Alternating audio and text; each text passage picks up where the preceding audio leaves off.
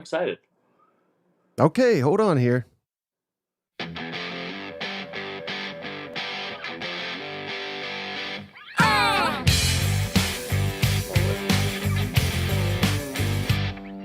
Welcome edition to special edition, That SEC podcast. We are a basketball show now because we suck at football.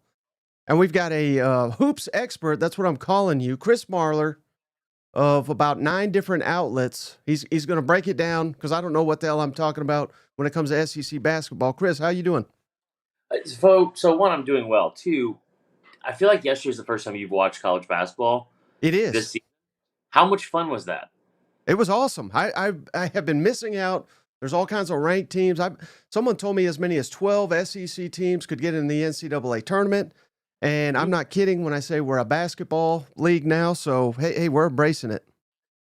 I think one of the things that's so cool about the SEC, I've said this for a while now, is that in football, like you think about a couple years ago, right? In football, the non-football season, you would have basketball or baseball, and then you can make the case for softball and gymnastics too.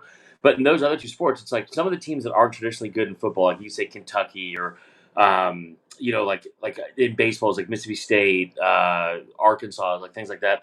They excel in some other sports, and so it's cool to have some sort of relevancy in a year round for these teams, even though it's not football. And now you look at it, it's like it's unbelievable. You think about the depth that's in this conference for basketball. It's unlike anything I've even seen from a football standpoint. Like I think of like the 2014 season in the SEC that had so much depth and stuff like that in the conference, like going into November.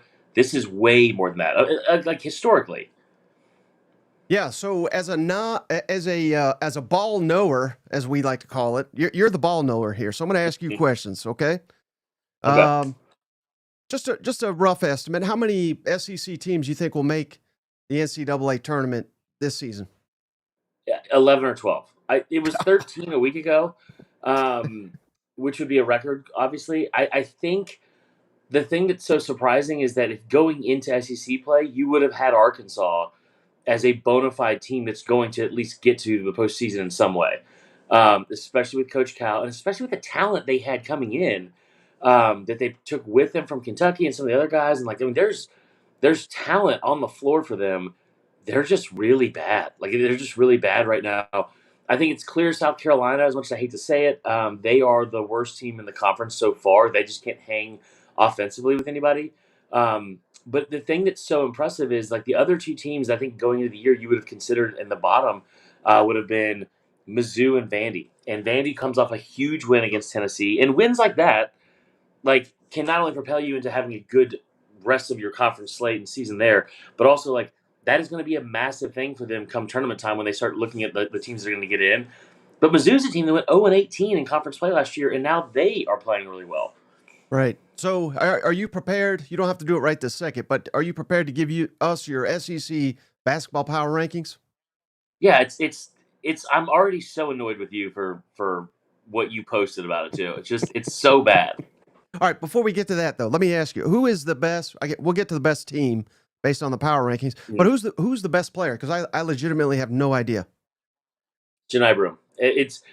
He's injured right now for Auburn. I cannot believe you don't know who these people are. Janai Broom is it's unfair, Mike. It's not like it's not one of those things you look up at the end of end of the game and it's like, oh yeah, he went for 18 and 11 again. It's like you look up at halftime, and several times this season he's got a double double and is leading the team in points. He's also averaging almost 3 blocks a game. Like defensively, he's phenomenal. Offensively, he's a cheat code for them. Um, it's Janai Broom. Now there's some other really good players in this league though still. And what's funny about it too is that like we'll get to it in the power rankings, but like there's a clear cut best team in the conference right now. Tennessee. No, no, not in this sport. Well, that'll be for baseball season when we start doing that. But I mean, listen, if you would have asked 2 weeks ago, you could have made the case Tennessee was number one in the country. Mm-hmm. It kind of speaks volumes about this league again. And like, I love the chat that's going on right now because it seems like a lot of people have been watching it. I tell you what, you know what the most depressing thing for me besides my home life was before the end of football season, before the end of football season, Mike, in years past, it was like, man, I don't care about watching SEC basketball all day on Saturday. I definitely cannot get into watching Duke regular season games or Kansas regular season games because I don't care. I hope they lose every game they play. But yesterday and the week before that, really too, is like you're getting on average of at least 3 ranked matchups, at least one top 10 matchup every single Saturday, and it's really fun that like the entire day you can sit here and watch like there's elite levels of basketball being played. And who is the best coach in the SEC, you think? It's hard not to go with Bruce Pearl. It's also like Mike White has done a tremendous job at Georgia. He's been great. I don't think they're the best team by any means, but there's just so much depth there as well. Like Nate Oates obviously took a team to a Final Four last year.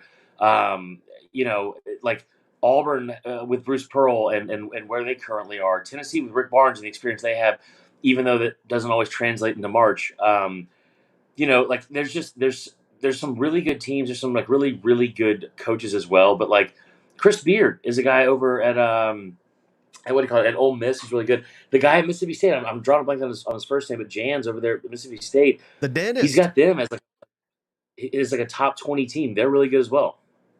And does Alabama have any players that are actively involved in any kind of homicide investigation?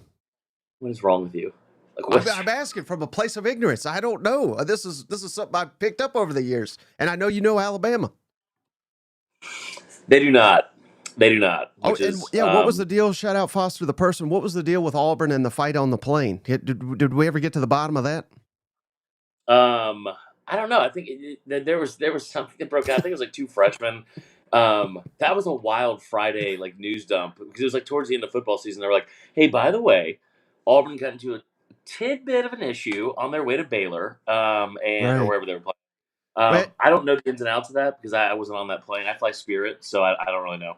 when I saw that and I saw how many ranked teams were in this damn conference, I said, "All right, we got to start covering this shit." You know what? Yeah. Which There's listen, if you listen, there's no murders this year so far, but there's tons of scandals.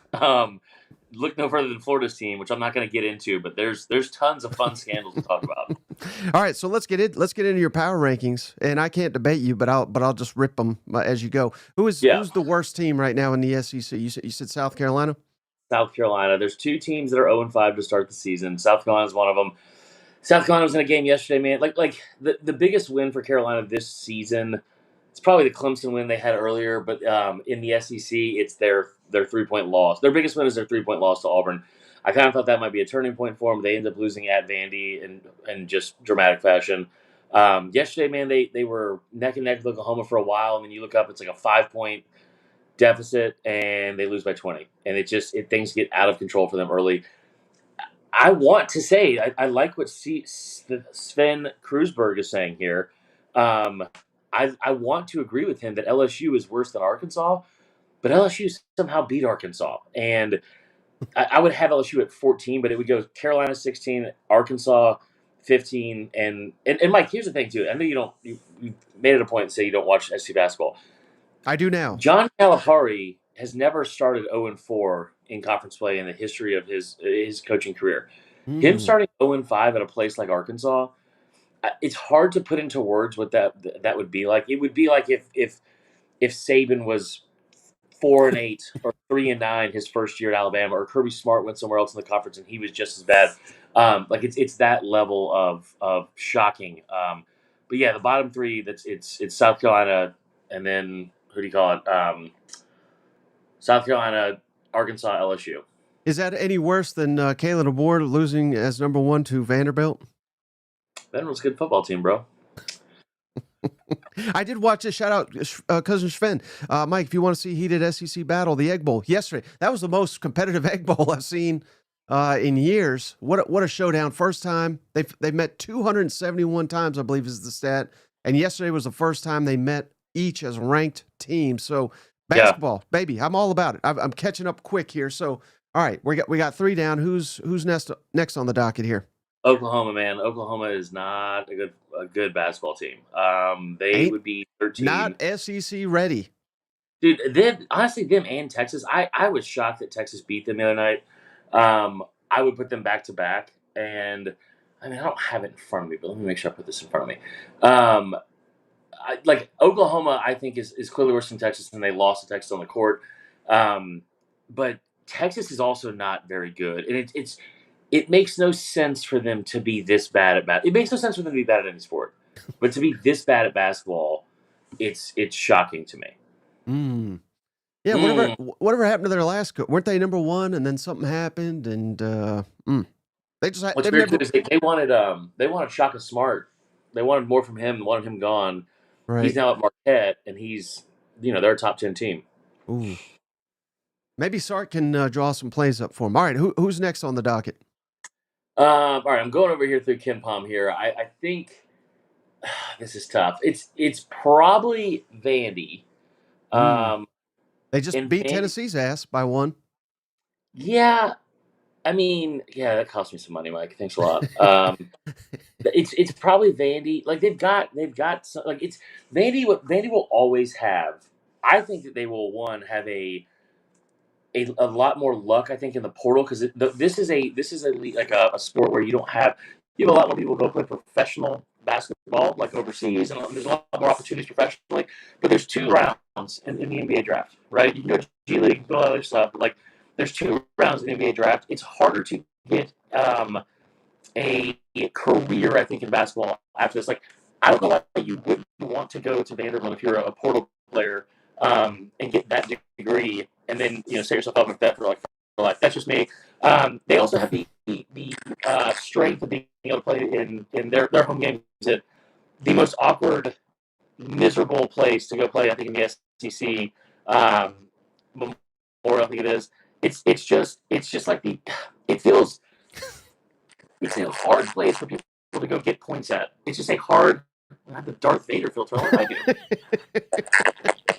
What happened? It just. We Oh need to no. get you a microphone or something. You sound like you're lost in a tunnel trying to claw your way to the college football playoff out of the SEC, which Did we lose it? no, I mean we can still hear you. It sounds like you're on an airplane, like you're next to a propeller. It's going a million miles per hour. Hold on, let's see if this works. Fat Aaron says you sound like RFK Jr. That's not bad. That's pretty close to what it was sounding like. All right, is this better? Slightly, yeah. Okay. Um, Oh it yeah, a lot just better. feels like. Okay, good. Say It that just all feels again. like it's hard. It's I'm it's just kidding. hard to win games at Vandy. It's hard to win games at Vandy. Um, but I would have them there. I would have Mizzou because they just beat Vandy right ahead of them. And then you start getting into then I would say Georgia is probably right ahead of them. Is there somebody I missed? No, I think.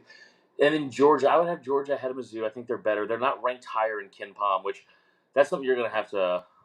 I really like Mike Georgia from Chris's what I inbox. saw last game. Again, they were playing Auburn, right? Playing Auburn at home. Yeah. And again, this is from a place of no knowledge. You're saying Auburn's got the best player. He didn't even play. So I take all that into consideration. And Auburn did win the game. Yeah. But Georgia looked pretty good. And they had a big man that was, he looked like he was taking over the game late. Asa Noel. Asa Newell. I don't know how to pronounce the last name. It's Sure. Newell. He's a projected top 20 pick in the NBA draft this year. He's really really good. And listen, this is one of the cool things about I think the Georgia story is Stegman has been just a hollowed out empty building in Athens forever. No one goes to games there, and you saw it yesterday, like packed out, raucous environment. The floor paint is disgusting. It is one of the least aesthetically pleasing things. It was like it's the visual experience of hearing me talk on this podcast. It's just bad. It's just bad, and so. But I think that like it's cool because when he left Florida, people were upset that he underachieved and all these other things. And you look at Florida now, and they're in a great situation under their second-year head coach. You look at Mike White at Georgia, and he's done a tremendous job rebuilding a Georgia program that has at least been to a Final Four, and they will remind you that on Twitter all the time, and made them a pretty good top 25, top 30 team in the country. All right. So who's above Georgia then? All right, so this is where it gets fun because then you start talking about like teams that are legitimately top 20, top 15 teams. Like the amount, like you're talking about 5 and 6 teams in the top 10, and around 8 that are around in the top 15 and have been for most of the year. I'd say right ahead of Georgia. I I'm not as big of a believer in A&M, so I would have A&M ahead of them, um, and then I would have the two Mississippi schools. And listen, A&M is ranked higher, and maybe that's for good reason, in a lot of things. Ole Miss just beat Bama. They just lost Mississippi State. Mississippi State has also lost 2 straight games to ranked opponents last week. One of them may have been against A&M. Uh, Regardless, I would have those two teams kind of neck and neck, right around the top 15, like I said, nationally.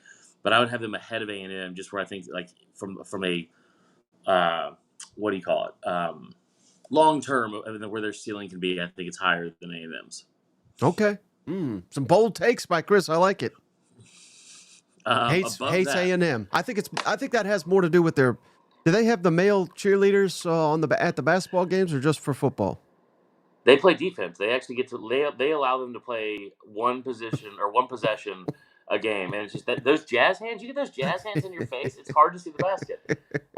Above them, this is also like the last 5 teams remaining. Like the last 5 teams remaining in the SEC. It's so packed at the top, right? Like I would have, of the 5, I would put Kentucky probably at 5. Even though they're very good. They are a very good team. They beat Florida at home earlier. They lost yesterday at home to Alabama, which I think Bama has the most talented roster in the country. I think a lot of people that know more about basketball than me would agree with that. I'm not saying they're the best team, because they're not, but they have the most talent, I think, of any roster in the country. Ahead of Florida, I'm sorry, ahead of Kentucky, I would probably put Tennessee there after yesterday's loss. I would have them at 4.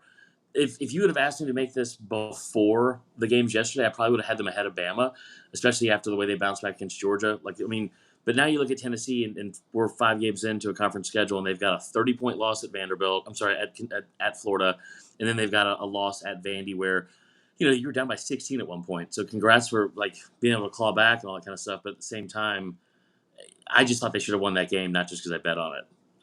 Cousin Shane.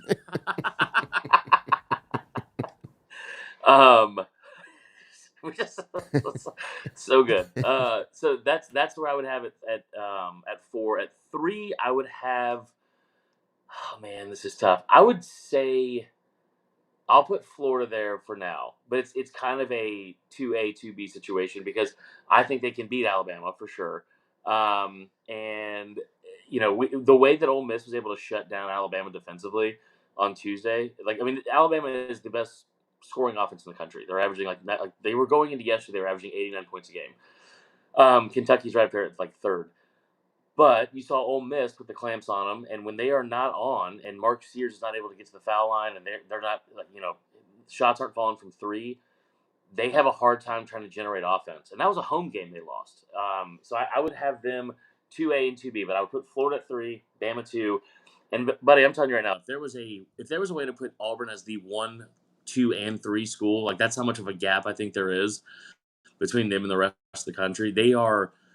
There's a stat that came out the other day from they're number 1 in net rankings, which I'm gonna let you have fun and find out what all these mean, because it took me years. The Ken Palm rankings, Mike, are it's like square foot or cousin math. I have no fucking clue how they're computed at all. It's unbelievable. But Auburn is ranked number 1 in net rankings. They're 2 in Ken Palm. There was a stat that came out yesterday that in the 25 years of this Ken Palm ranking, which is the metric that everyone goes to for basketball, that and net rankings. It's in the 25 years, Auburn ranks 3rd. This Auburn team ranks 3rd all time. They are that good. And what they're doing now is, they played a home game against Mississippi State, and Mississippi State's a top 15 team, and they beat them by 22, and they did it without their best player in the country. So I'll take a breath. Alabama certainly doesn't have the best offense. Alabama is leading the country in scoring, so I don't know how we would argue that. Those are just numbers. But also, I'll tell you this too, Mike. Mm-hmm. Go ahead. I believe Auburn is the only undefeated team remaining in conference play out of the whole damn league. And again, not to pick apart your rankings, because hell, I don't know what I'm talking about. But you put Tennessee fourth, like you said. Oh, there he goes. He got that pissed off. But Tennessee, to my knowledge, was number one in the country just a couple of maybe days ago, weeks ago, what have you. Yet, if Chris is saying today, again, Tennessee could rise potentially back to number one. But if they're number four today and they were number in the SEC and they were number one in the country just recently, I mean, that's why Shane and I, who's not here, but he's going to start. We both started watching basketball. We just think this is like too historic to not to miss all this action. But I don't know if you caught any of that, Chris. But I was just saying that, damn, what a time for SEC basketball that potentially a team that you got number 4 was number 1 in the country just recently. That just goes to show just how damn incredible this basketball is in this conference right now. I just want to point out that it says your connection is the one that failed, which is why I was booted from the show. Perfect. So I booted you. It's fair. I mean, it's a long time coming. Here's the thing, too, man. One of the things that's interesting about this is like the depth. Like you keep talking about, like, one, the home court advantage is insane, and I know Blake Lavelle put out a stat, like, it was about a week and a half ago, and I don't have the updated numbers, and I'm not going to go through them because you know me well enough. There will be a typo, and I will misspell something. But the home court advantage for SEC teams this year overall was like 134-3, and you saw it yesterday, right? You saw like a Vanderbilt team that I think the only home team that lost yesterday, or there was 2 home teams that lost yesterday, and it was, and correct me in the chat if I'm wrong here, but I think it was Kentucky and it was Georgia, and those are 2 teams that lost to top 4 teams in the country, in Bama and Auburn. So the home court advantage is crazy, and then the other part too, man. Like I was looking at South Carolina played Oklahoma yesterday, and it was like it felt like a must win because when you look at their schedule, they have 13 games remaining against SEC teams, and 9 of them are against teams currently ranked in the top 25. And that's like a pretty standard thing for most teams that they're facing in the SEC slate this year. So with that being said, with as good as this conference is in basketball, I think it's probably fair to say there are some teams that today look like tournament teams that could get just kind of decimated by the schedule and end up not making it. I think it's going to be 2 things that you're going to see. I think you're going to see, like, there's teams that we thought were going to be better than they were that are going to get left out, like Arkansas, we said, and obviously what they're struggling with in conference play. I don't know if you're going to see a team go on a run necessarily. That usually is what happens. And like, listen, like Carolina finished the season, I think 13-5 last year in the SEC with a first-year head coach, and it was a team that was predicted to finish last. So we could see someone go on a run, sure. And there's also the SEC tournament, at the end of the year. But it does feel like you're going to look at these teams going into the postseason. You're going to see a 6-7 loss SEC team that is probably going to be a 4 seed still, or a 3 seed, just because of how tough the strength of schedule is. Because this is also a sport, and this is going to shock you, Mike, because of what we just saw with the playoff. They actually value strength of schedule when it comes to ranking these teams in the postseason in the sport. Nice, yeah. Okay, I'm learning as we go. Let me ask you about Tuesday upcoming here. We got Vandy at Alabama. We got Mississippi State at Tennessee, and we got Missouri at Texas. Which one of those games excites you the most? I think I'm going back to Robot here. The one that excites me the most is Mississippi State and Tennessee. Now, it will not be a fun game to watch. It'll be low scoring. It's 2 defensive, like really good defensive teams. Do Tennessee at home? They just like physically beat you up. It's wild to watch, like the physicality you see, especially in the interior and the inside. Like from Tennessee when they're playing in Knoxville, especially, it is. I mean, it's tougher than some of them Jerry Pruitt defenses we saw. Like all jokes aside, it's like they will physically beat you up. So that's the game I'd be most excited for. And then how about Thursday? We got Florida at South Carolina. We got A&M at Ole Miss, and Georgia at Arkansas. Well, that'll be on Wednesday because on Thursday. That's right. Sorry. LSU women come to South Carolina in a massive, massive game for women's basketball. But of the 3, what you said, I think you said Ole Miss and Georgia. That would probably be the one I'm most interested in because that's kind of the cutoff for the team that's going to be the last SEC team that finds its way in the top 25 each week. Like they've been hovering around 8 to 9, sometimes 10 teams that are ranked in the AP poll each week, which is, Mike, there's 330 teams in Division I basketball. Like, that's insane to have that amount of teams. I think, like, one of the things that's craziest to see with this SEC depth this year is, like, you're used to seeing it for football, right? Like, used to seeing 9 teams make bowl games or more, and having, like, sometimes upwards of 8 teams in the top 25. But to have that amount in basketball when there's only 25 spots to rank and then so many more conferences and so many teams, it really is incredible. But, yeah, that Georgia Ole Miss game will be a lot of fun, if that's a game you said. Yeah, I think it was. We should call it a day, just to be on the safe side, because I feel like something bad is going to happen. Well, for sure. It's A&M at Ole Miss is what it is. Ooh, and that's a good game too, though. Georgia, Arkansas is what it was. Okay, so I'm not excited about that one. That will look a lot like football, I think. But if it's at Arkansas, you could also make the case, like somebody brought up in the chat earlier, the Cousins Finn, who knows a ton, by the way, so good on him. Maybe I should have him on. If he probably has better internet, he does. Like, historically speaking, it's almost a certainty. No, I think that he mentioned they have 5 top 100 players. DJ Wagner's a kid that I was very excited for out of high school, and he's been okay. I think like trying to find his way on the floor at Kentucky was sometimes difficult, but I think with the A&M Ole Miss game, like the thing that is so interesting to watch, Mike, is there's going to be a game every week where you're like much like how football season was this year. For the first 10 games, our buddy Chris Gordy brought this up. He was saying how there wasn't a week in the first 10 weeks of the season in football where there wasn't an upset in the SEC, and I think you'll see something like that with basketball pretty much every single time they like the Tuesday, Wednesday games and then the Saturday games, like you saw yesterday with Vandy and Tennessee. Like, it won't always be that big of an upset, but the thing that'll be interesting is that 1 and 2 line that the teams are trying to fight for to get into the NCAA tournament, to be a 1 seed or a 2 seed. There's at least 4 teams that currently have like a viable like stake or can claim like that they deserve a 1 and 2 spot, and it's the 5 that I mentioned, right? Like Kentucky, Florida, Tennessee, Bama, and Auburn. I don't know if all 5 of those will get top 2 seeds because that's the top 8 overall. But it'll be interesting to see like some of those teams that are right behind them, like an A&M, and Ole Miss, Mississippi State, if they are able to vault their way up into like a 3-4 seed or even a 2 seed with some key wins like that.